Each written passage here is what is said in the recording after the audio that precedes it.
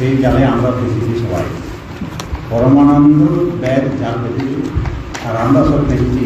এই বক্তব্য আলোচনায় কিন্তু পরমানন্দ অন্তর্করণ করেন। হ্যাঁ, যাক, আমি পাল্টাপাল্টি করবো বলি প্রথমে বলি, আমাদের পরিচালক মহাশয় মাননীয় সুদীপ প্রসাদ, তিনি যে একটি বক্তব্য বলেছেন, সেটি বলেছেন বলতে আচার্য সত্যজিৎ যে ভাবনা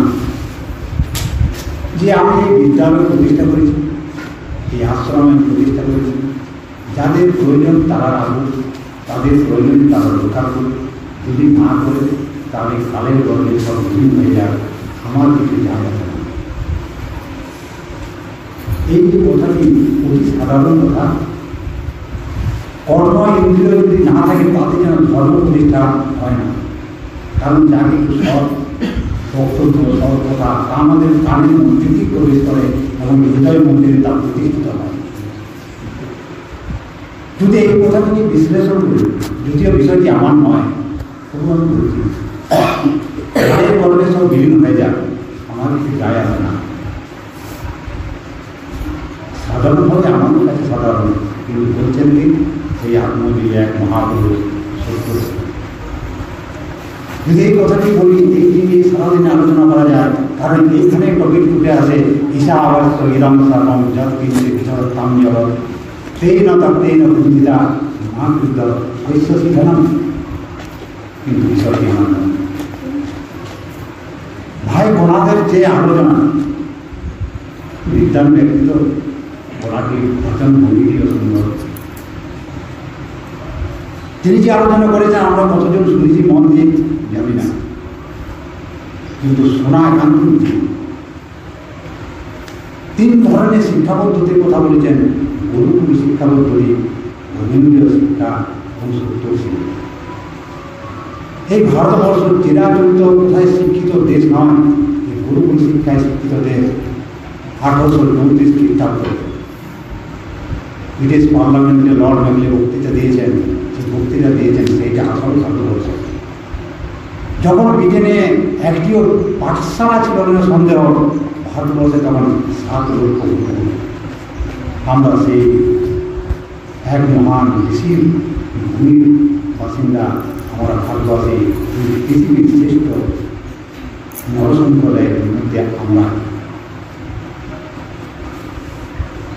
প্রাসঙ্গিক কর্মের একটি ঘটনা মাত্র, বিষয়টি আমার আধ্যাত্মিক চেতনায় সত্যশীল এবং তিনি একটা আরও বেশি আছেন। এই বিষয়টি আমারই উদ্ভাবন করা, কিন্তু আমি বলতে চাইনি। আমি চেয়েছিলাম যে আচার্য মহাশয়ের কাছ থেকে আমি শুরু করি, আলোচনা না করে আমি কিছু বলছি না। আমার চিন্তা ভাবনা যা কিছু সব তাকেই সমর্পণ করেছি, কেননা তার অফিস আমি পালন করছি না। অবন্নং সচ্চিদানন্দং ভগবান মানসগোচরং আত্মানং সুদাধারং আশ্রয়ে বিশ্বসিদ্ধয়ে। স্বামীজি সত্যশীল ভক্তিজনানন্দে 152 আবির্ভাব উৎসবে আপনাদেরকে সকলকে স্বাগত জানাই। তার চরণে জানায় আমার সশস্ত্র বিনম্র প্রণাম জানাই গুরুদেবকে, যিনি সবাই আমাকে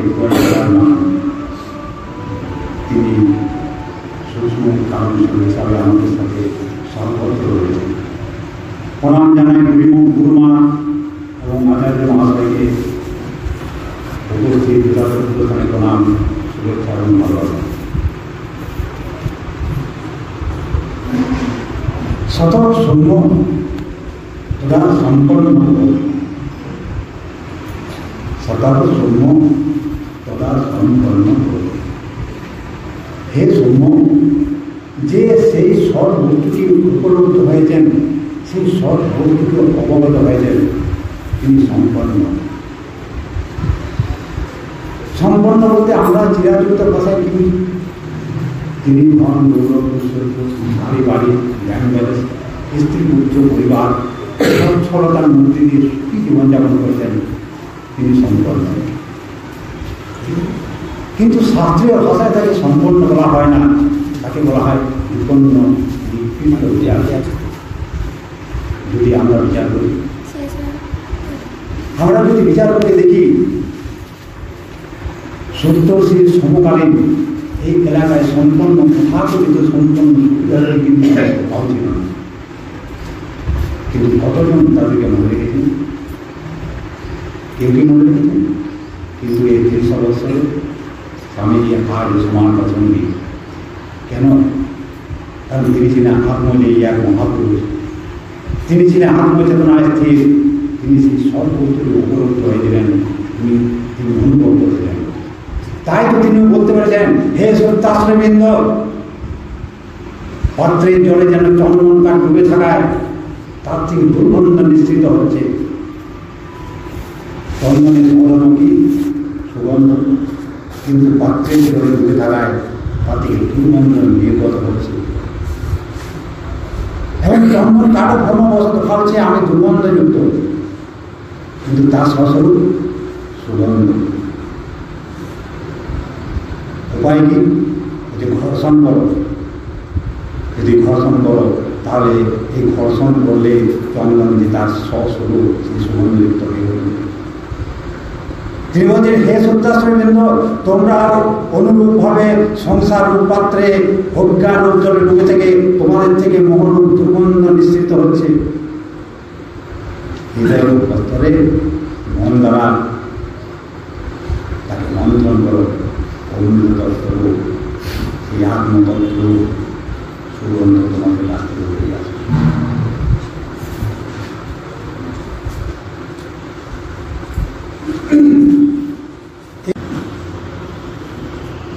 তিনি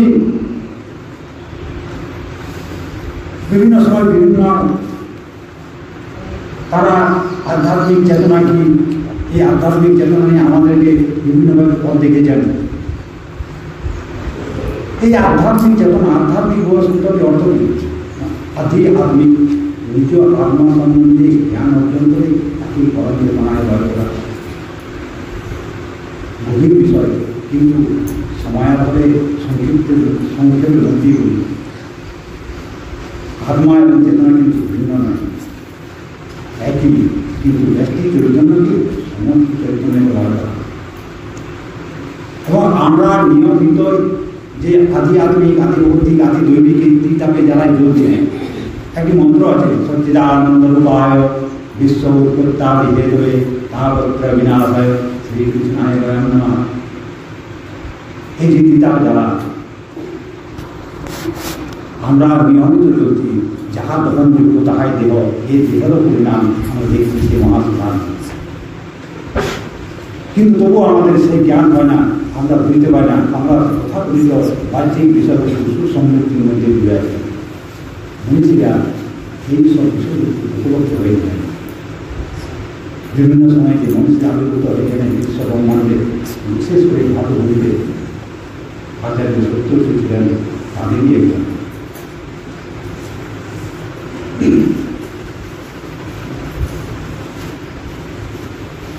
আমাদের তো বারবার আমাদের মধ্যে তো সেই ভাবনা আসে যে সত্যি তো আমরা কিন্তু নিয়মিতভাবে সেই যে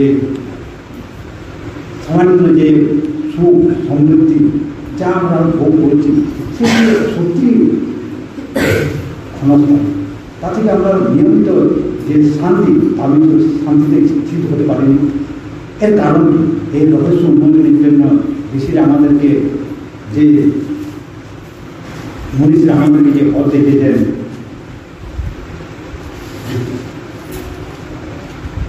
হে মনুষ্য, তুমি কখনো বাহ্যিক বিষয়বস্তুতে সুখী হতে পারো না, কারণ তুমি উচ্চ নিত্য বাহ্যিক বিষয়বস্তু, সাংসারিক বিষয়বস্তু সবই ক্ষণমূল এবং তাহা অনিত্য।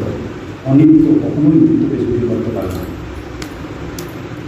এবং মহানির্বাণ যে তন্ত্র, সেই মহানির্বাণ মন্ত্রে বলছে, ন কর্মণা বিমুক্তে ন সন্দরী ধনিনবা কর্মণা আত্মানুজ্ঞায় মুক্তভবতি নাম। এই মুক্তি কি? চিরন্তন শাশ্বত এক শান্তি।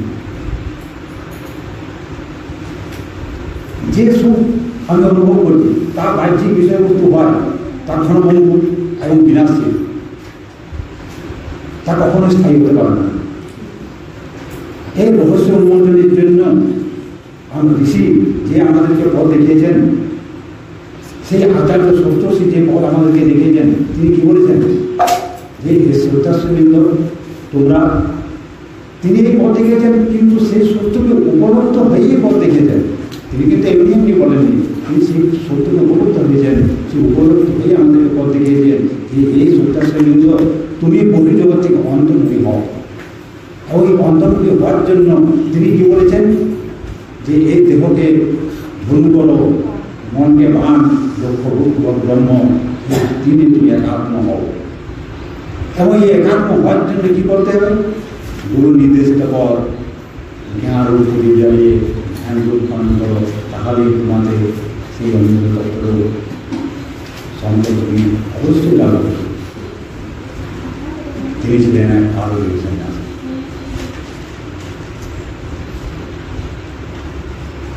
তিনি ছিলেন কালো সন্ন্যাসী। এই সত্যকে উপলব্ধি করেছিলেন। সত্যটি একটি কালাবাদী, যা কখনোই বিনাশ নয়। তিনি আত্মস্থিতি ভাব করেছিলেন বলে তিনি ছিলেন কালবী।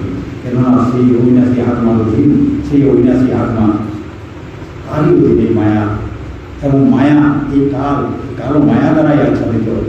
যিনি সেই তত্ত্বে স্থিত তিনি কি কালবী।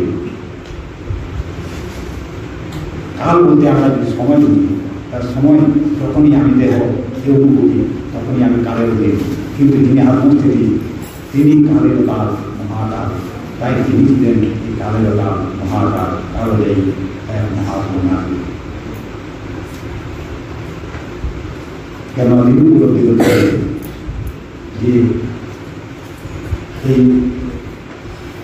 দৃশ্য অদৃশ্য কাল মায়া সমর্থিত এক আত্মা ব্রহ্ম, তারই আশ্রিত হওয়ায় তিনি যে স্থিতি, সেই যে স্থিতিতে উপনীত হয়েছিলেন বলে তিনি ছিলেন সত্যদ্রষ্টা, এক মহাসন্ন্যাসী।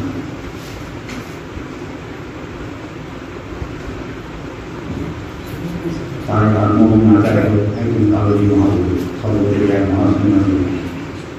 এই আবির্ভাব উৎসবে তার কারণে আমি বিনম্র শ্রদ্ধা জানাই এবং তার কাছে আমি প্রার্থনা করি, হে প্রভু, আপনি আমাদেরকে